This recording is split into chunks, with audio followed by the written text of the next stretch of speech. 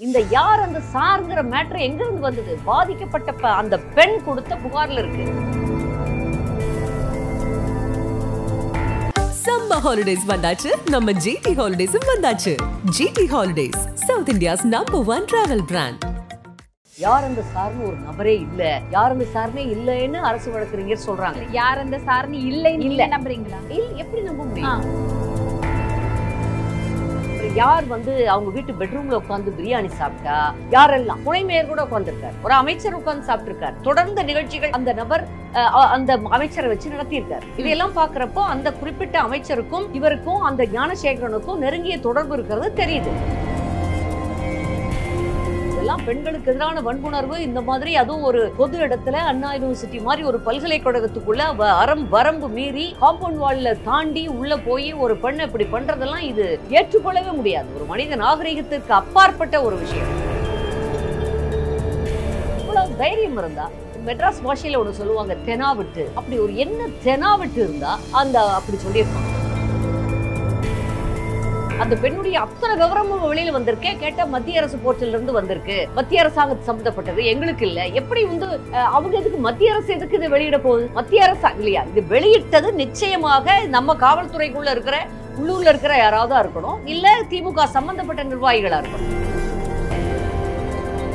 இப்ப நீங்க சொல்றீங்களே அப்பான்னு சொன்னாரு, அப்பா அப்பாவா இருந்தா அப்படியெல்லாம் நடந்துக்குவாங்களா? தான் இன்னும் அதை கொடுத்தா சொல்லிட்டாரு, என்ன எல்லாரும் அப்பான்னு நினைக்கிறாங்க. அன்னத்தானே அகம் எழுந்து இவர் சந்தோஷம் பண்ணுங்கிறதுக்காக எழுதி கொடுக்கறத நல்லா வாசிச்சுட்டு போயிடுறாங்க. மக்கள் இந்த ஆட்சியை ஏற்றுக்கொண்டார்களா? ஏதோ ஒரு திருந்திருவாங்க, 10 வருஷம் ஆட்சியில் இல்லாம இருந்தாங்களே, சட்டையை கிழிச்சுக்கிட்டு அலையறாரே பாவம், ஞாபகம் இருக்கா? இன்றைய முதல்வர் சட்டையை லிட்டலா சட்டையை கிழிச்சுக்கிட்டு வெளியில வந்தது பார்த்திருப்பீங்க. டிவி வந்தாங்களே அப்படியே இப்படி எல்லாம் அலையறாரு. பையன் செங்கலை தூக்கிட்டு ஊரா அலையறாரு. ஏதோ ஒரு பாவம் சின்ன பெண் அனிதாவுடைய மரணத்தை வச்சு நீட்டை கம்ப்ளீட்டா ஒழிச்சிருவோம். முதல் கையெழுத்து நீட்டு. எனக்கு அதைத்தான் திரும்ப எல்லா இடத்துலையும் கேட்கிறேன். சொன்னீங்களே 4 வருஷமே என்ன பண்ணுவீங்க? SA College of Arts and Science, நல்லொழுக்கம் நிறைந்த நவீன கல்வி. More details sacas.ac.in. All new Vivo V50e, crafted for luxury and designed for elegance. Buy now. வணக்கம் மேம். வணக்கம்.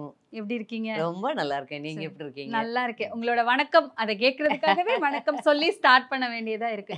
இப்ப எல்லா இடங்கள்லயுமே பரபரப்பா பேசிக்கிட்டு இருக்க இந்த விஷயம், அண்ணா யூனிவர்சிட்டியில அந்த ஞானசேகரன் யார் அந்த சார் அப்படின்னு எனக்கு யார் அந்த சார் தெரியும் அப்படின்னு சொன்னீங்க. இப்போ அது ஒரு முடிவுக்கு வர மாதிரி தண்டனை கொடுத்துருக்குறாங்க. 30 ஆண்டுகள் சிறை தண்டனை, ஆயுள் தண்டனை அப்படின்னு சொல்லி கொடுத்துருக்குறாங்க. இதுக்குள்ள என்னென்ன குளறுபடி நடந்திருக்கும் அப்படிங்கிறத தெளிவா நீங்க மக்களுக்கு சொன்னீங்கன்னா. ஆமா, மிக தெளிவாகவே பார்ப்பவர்களுக்கும் புரியும். ஆளுங்கட்சி இந்த விஷயத்தில் நடத்தக்கூடிய நாடகம் எல்லாம் மிக தெளிவாக மக்களுக்கும் புரியும். அவங்க நினைச்சுக்கிட்டு இருக்காங்க, ஆளுங்கட்சியான திராவிட முன்னேற்ற கழகம், முதலமைச்சர் ஸ்டாலின்ல இருந்து அவங்க அமைச்சர்கள் வரைக்கும் நினைச்சுக்கிட்டு இருக்காங்க, இதை நம்ம முழுமையாக மறைத்து விட்டோம், அகமகிழ்ந்து போயிருக்காங்க. பாருங்க, 5 மாதத்துக்குள்ள நாங்க விசாரணை நடத்தி ஒரு பெரிய தண்டனை வாங்கி கொடுத்து அந்த பிரச்சனையவே முடிச்சிட்டோம். யார் அந்த சார்னு ஒரு நபரே இல்லை, யார் அந்த சார்னே இல்லைன்னு அரசு வழக்கறிஞர் சொல்றாங்க. யார் அந்த சார்னு இல்லைன்னு நம்புறீங்களா? இல்ல, எப்படி நம்ப முடியும்? எப்படி நம்ப முடியும்? இது என்னமோ எதிர்கட்சி, அதுக்காக எதிர்கட்சி தலைவரையும் எங்கள் பொதுச் செயலாளர் எடப்பாடியாரையெல்லாம் வாயில வந்த மாதிரி பேசுறாங்க. ஆக்சுவலா அப்படி அல்ல.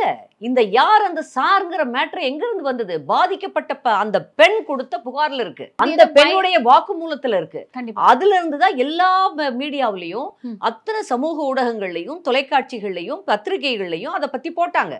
அவர் கூட அந்த குறிப்பிட்ட ஞானசேகரன் கூட யார் வாக்கிங் போனா, அப்புறம் யார் அவங்க வீட்டு பெட்ரூம்ல உட்கார்ந்து பிரியாணி சாப்பிட்டா, யாரெல்லாம் துணை மேயர் கூட உட்கார்ந்துருக்காரு, ஒரு அமைச்சர் உட்கார்ந்து சாப்பிட்டுருக்காரு, தொடர்ந்த நிகழ்ச்சிகள் அந்த நபர் அந்த அமைச்சரை வச்சு நடத்தியிருக்காரு. இதையெல்லாம் பாக்குறப்போ அந்த குறிப்பிட்ட அமைச்சருக்கும் இவருக்கும் அந்த ஞானசேகரனுக்கும் நெருங்கிய தொடர்பு இருக்கிறது தெரியுது.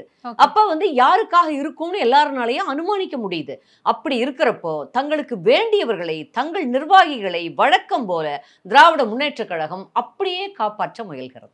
இது சரியே அல்ல. கேட்டா எதிர்கட்சிகள்லாம் போய் சொல்லுது, சின்ன புத்தியா இருக்கிறாங்க. இதெல்லாம் யாருக்கு இப்படி புத்தி? யார் அப்படி மீன் மைண்டட்னஸ் யாருக்கு இருக்கு? முழுக்கும் திமுகவுக்கு இருக்கு. வாயில வந்ததெல்லாம் பேசுறது, ஒரு தராதரம் இல்லாம அவர்களுடைய ஒரு தகுதி என்ன? ஒரு முன்னாள் முதல்வரை, அதுவும் அப்படி ஒரு ஆட்சி, உங்க ஆட்சி மாதிரி ஒரு அவலமான ஆட்சியை நடத்தினாரு. அந்த 4.25 வருஷமும் எங்களுடைய பொதுச் செயலாளர் அண்ணன் எடப்பாடியாருடைய ஆட்சி மிகச்சிறப்பா, நான் பெருமையா சொல்லிக்குவோம். ஆமா, எத்தனை சொன்ன திட்டங்கள், சொல்லாத திட்டங்கள்லாம், தினந்தோறும் திட்டங்கள் அவ்வளவு மக்களுக்கு செஞ்சிருக்காரு. இது எதுவுமே பொய் இல்லை, எல்லாமே ப்ரூவன் ரெக்கார்ட்ஸ், ப்ரூவன். மக்களுக்கு, அனுபவிக்கிற மக்களுக்கு தெரியும். அது வந்து அவ்வளோ பண்ணின ஒரு முதலமைச்சரை, இன்னைக்கு எதிர்க்கட்சி தலைவரை, ஒரு எப்படி வந்து நீங்க 2 கோடி பேருக்கு மேல் இருக்கிற உங்க கட்சியை விட பெரிய கட்சியினுடைய பொதுச் செயலாளரை நீங்க எப்படி எல்லாம் பேசுவீங்கன்னு தெரியல. நாங்கெல்லாம் கேட்க மாட்டோம், பார்த்துக்கிட்டு தான் இருக்கோம். மக்களே கொதிச்சு போய் தான் இருக்காங்க. கண்டிப்பா ஒரு விஷயம் என்ன சொல்றாங்கன்னா, இவர் தான் அந்த சார் அப்படிங்கிற ஒரு முற்றுப்புள்ளியை கொண்டு வந்து வைக்கிறாங்க. எந்தவித எக்ஸ்கியூஸும் கிடையாது. அவர் வந்து ஆயுள் தண்டனையில் அப்படியே இருப்பார். எந்த வந்து இவர் ஒரு நல்நடத்தைக்காகவோ எந்த விஷயத்துக்காகவோ வெளியே விட போறது கிடையாது. தண்டனை ரொம்ப கடுமையா கொடுக்கப்பட்டிருக்கு. நீதிபதி ராஜலட்சுமி அவர்கள் இது ஒரு விளக்கம் கொடுத்திருக்கிறாங்க. அதை நீங்க எப்படி பாக்குறீங்க? அதாவது மகிழா கோர்ட் சொல்லியிருக்கு, மாண்புமிகு நீதிபதி பெண் என்பதால் ரொம்ப ஒரு சரியான தீர்ப்பை வழங்கியிருக்கிறார். இன்னும் கடுமையாக இருக்கும், மரண தண்டனையாக கூட இருக்கலாம்லாம் பத்திரிகைகள் எழுதுனாங்க. இப்போ 30 ஆண்டுகள், பல பிரிவுகளில் 30 ஆண்டுகள் அதுக்கு வந்து தீர்ப்பு வழங்கியிருக்காங்க. ரிவ்யூ போகக்கூடாது, அதாவது திருப்பி அவங்க வந்து எந்த பெட்டிஷனும் போடக்கூடாது, அவங்களுக்கு தனக்காக வாதாட கேட்கக்கூடாதுன்னு போட்டிருக்காங்க. அது வந்து ஹைகோர்ட், சுப்ரீம் கோர்ட்டுக்கே போகக்கூடாதா, இல்லை திருப்பி மகிழா கோர்ட்டுக்கே போய் ஏதாவது கேட்கணுமா? அது வந்து உண்மையிலேயே அது விளக்கமா எனக்கு தெரியல. சரி. ஆனா ரிவ்யூ வரக்கூடாதுன்னு சொல்லியிருக்காங்க, திரும்ப வரக்கூடாதுன்னு சொல்லியிருக்காங்க. அது மட்டும் நமக்கு தெளிவா தெரியுது.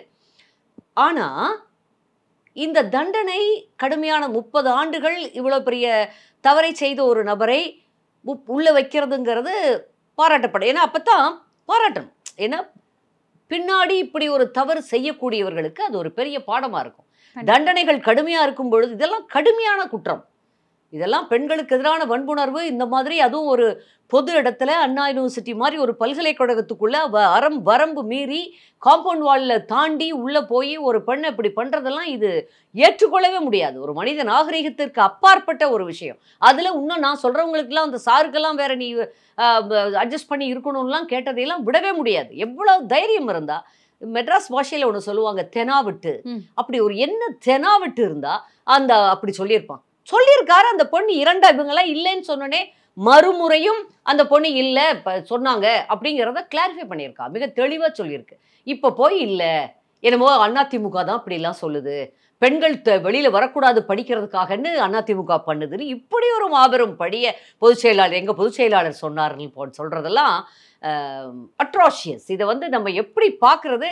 யாரு அந்த பெண்ணுடைய முழு விவரங்களையும் வெளியிட்டு இனி திரும்ப இப்படி ஒரு பெண் இந்த மாதிரி குற்றத்தை எடுத்துக்கிட்டு வெளியில வரக்கூடாதுங்கிற மாதிரி ஒரு பயமுறுத்தலை உண்டாக்கியது காவல்துறை. எல்லா பெண்களையும் யாருமே வரக்கூடாது, யாருமே வரக்கூடாதுன்னு தானே அப்படி பண்றாங்க.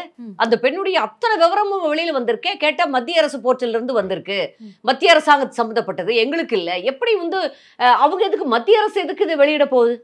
மத்திய அரசு இல்லையா இது வெளியிட்டது? நிச்சயமாக நம்ம காவல்துறைக்குள்ள இருக்கிற, உள்ளூர்ல இருக்கிற யாராவது இருக்கணும், இல்ல திமுக சம்பந்தப்பட்ட நிர்வாகிகளா இருக்கணும். சோசியல் மீடியால அவங்க ரொம்ப ஸ்ட்ராங், உங்களுக்கு தெரியும். அது வந்து அவங்க தான் யாராவது பயமுறுத்தல், இது ஒரு வகையான அச்சுறுத்தல். அப்படி பண்ணி இனி ஒரு பெண் வெளியே வர, மீ டூ அப்படின்னு ஒரு பெண் வெளியில வந்துடக்கூடாது அப்படிங்கிறது தங்களை ப்ரொடெக்ட் பண்ணிக்கிறதுக்காக பண்ணப்பட்ட ஒரு விஷயமே தவிர, இவங்க வந்து இதுல என்ன நியாயத்தை சொல்லிட்டாங்க? இதெல்லாம் கேட்கறதுக்கு சிரிப்பு, எங்கெங்கெல்லாம் சிரிக்கிறாங்க எல்லாரும் முதலமைச்சருக்கு தெரியல. இன்னொரு விஷயம் என்ன சொல்றாங்கன்னா, இந்த 30 ஆண்டுகள் தண்டனை அப்படிங்கிறது எப்ப வேணாலும் மாறலாம். நிறைய கேசஸ்ல மாறி இருக்கு. இப்போ வந்துட்டு ஒரு தீர்ப்பு கொடுத்துருவாங்க, நடுவுல சொல்வாங்க கருணையின் அடிப்படையில் சில 11 பிரிவுகள்ல வந்துட்டு இது நிரூபிக்கப்படல அப்படின்னு சொல்லிட்டு இவர் நடுவுல மகிழா கோர்ட் இதை கருத்தில் கொள்ளவில்லை அப்படின்னு இவங்க கருத்தில் கொண்டு மேல இருக்க வெளியேறதுக்கு வாய்ப்புகள் இருக்கு. சோ இத வந்துட்டு மக்கள் எப்படி ஏற்றுக்கொள்வாங்க அப்படின்னு சொல்லிட்டு ஒரு கேள்வி வருது. மக்கள் பாவங்க, மக்கள் பாவம். மக்கள் வந்து இந்த ஆட்சியை ஏற்றுக்கொண்டார்களா? ஏதோ ஒரு திருந்திருவாங்க, 10 வருஷம் ஆட்சியில் இல்லாம இருந்தாங்களே, சட்டையை கிழிச்சுக்கிட்டு அலையிறாரே பாவம், ஞாபகம் இருக்கா? இன்றைய முதல்வர் சட்டையை லிட்டரலா சட்டையை கிழிச்சுக்கிட்டு வெளியில வந்தது பார்த்துருப்பீங்க. டிவியில் வந்தாங்களே, வந்து அப்படியே அப்படி இப்படியெல்லாம் அலையிறாரு. பையன் செங்கலை தூக்கிட்டு ஊர் ஊரா அலையிறாரு. ஏதோ ஒரு பாவம், ஒரு சின்ன பெண் அனிதாவுடைய மரணத்தை வச்சு நீட்டை கம்ப்ளீட்டா ஒழிச்சிருவோம், முதல் கையெழுத்து நீட்டு. எனக்கு அதைத்தான் திரும்ப திரும்ப நான் எல்லா இடத்துலையும் கேட்குறேன்.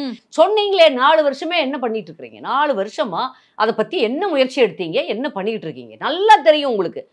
ஒருவேளை இப்போது துணை முதல்வராக இருக்கக்கூடிய உதயநிதிக்கு அது கூட தெரியாம இருந்திருக்கலாம்.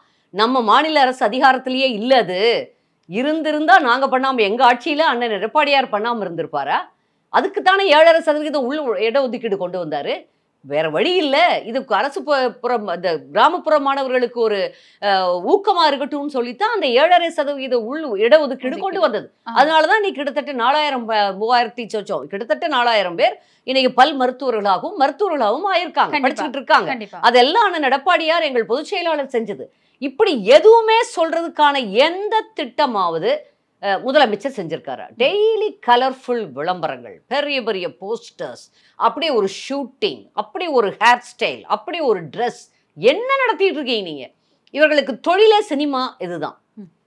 அதே மாதிரியே அரசியலையும் கொண்டு போறாங்க. இல்ல, மக்கள் எங்களை நோக்கி தான் வராங்க, மக்கள் எங்க பக்கம் தான் இருக்காங்கன்னு இந்த தடையும் வரும் 2026 எலெக்ஷனிலும் நாங்கள் தான் வருவோம் அப்படின்னு எல்லா இடத்துலயும் அதிகாரப்பூர்வமா ரொம்ப கம்பீர குரல்ல சொல்றாங்க. அப்படித்தான் சொல்லிக்குவாங்க. மக்கள் இவங்களை எப்படி வெயிட் பண்ணிட்டு இருக்காங்கன்னு பார்த்தா தானே இவங்களுக்கு தெரியல. முதலமைச்சருக்கு என்ன ரியாலிட்டி, கிரவுண்ட் லெவல்ல என்ன நடக்குது, கிராமப்புறங்கள்ல மக்கள் என்ன நினைக்கிறாங்க, பெண்கள் மத்தியில என்ன இருக்கு, எதுவும் மனசுல அவங்களுக்கு என்ன இருக்குன்னு அவருக்கு தெரியாது. ஆட்சியில என்ன நடக்குது, தன் ஆட்சியில தன்னுடைய கையில இருக்கக்கூடிய டிபார்ட்மெண்ட்ஸ்ல என்ன நடக்குதுன்னே அவருக்கு தெரியறது இல்ல. நிச்சயமா அவர் யாரோ எழுதி கொடுக்கறத அப்படியே படிச்சுட்டு போயிடுறாரு. இப்ப நீங்க சொல்றீங்களே அப்பான்னு சொன்னாரு, அப்பாவா இருந்தா அப்படியெல்லாம் நடந்துக்குவாங்களா? தான் இன்னும் அதை கூட தான் சொல்லிட்டாரு, என்ன எல்லாரும் அப்பான்னு நினைக்கிறாங்க. தன்னைத்தானே அகம் எழுந்து இவர் சந்தோஷப்படணுங்கிறதுக்காக யாரோ எழுதி கொடுக்குறாங்க, எழுதி கொடுக்கறத நல்லா வாசிச்சுட்டு போயிடுறாரு. அவ்வளவுதான். இதுக்கு மேலே வெளியே நடக்கிற எதுவுமே அவருக்கு தெரியவில்லை என்றுதான் நினைக்கிறேன். இல்லைன்னா இப்படி எல்லாம் 200 சீட்டு வரும், 234 சீட்டு வரும்லாம் பேசிட்டு இருக்க மாட்டார். அடுத்த 10 ஆண்டுகளுக்கு இவங்க ஆட்சி, 100 ஆண்டுகளுக்கு இவங்க ஆட்சின்னு சொல்லிக்க வேண்டியதானே நான் சொல்றது. அடுத்த 100 ஆண்டுகளுக்கு என் பகன், என் பேரன், அவன் கொள்ளு பேரன், எள்ளு பேரன், அவங்கதான் ஆட்சியே, எங்க குடும்பம் தான் அப்படின்னு சொல்லிக்க வேண்டியது தானே. அது அப்படித்தானே ஆசை இருக்கும். அவங்களுக்கு ஆசை இருக்கலாம், பேராசை. இது எப்படி சொல்றது, அவங்களுடைய மனோநிலையெல்லாம் ஒரு அதிகாரம் கிடைச்சிட்டா, அளவில்லாத பணமும் செல்வாக்கும் சேர்ந்துருச்சுன்னா என்ன பண்றதுன்னு தெரியாத இன்னைக்கு திமுகவுடைய நிலவரம், அந்த தலைமை குடும்பத்தினுடைய நிலவரமும் அப்படித்தான் இருக்கிறதா நான் நினைக்கிறேன். I am sorry to say this. Summer holidays வந்தாச்சு, நம்ம ஜிடி ஹாலிடேஸும் வந்தாச்சு. GT holidays, south India's #1 travel brand. SA College of Arts and Science, நல்லொழுக்கம் நிறைந்த நவீன கல்வி. More details sacas.ac.in. All new Vivo V50e, crafted for luxury and designed for elegance. Buy now.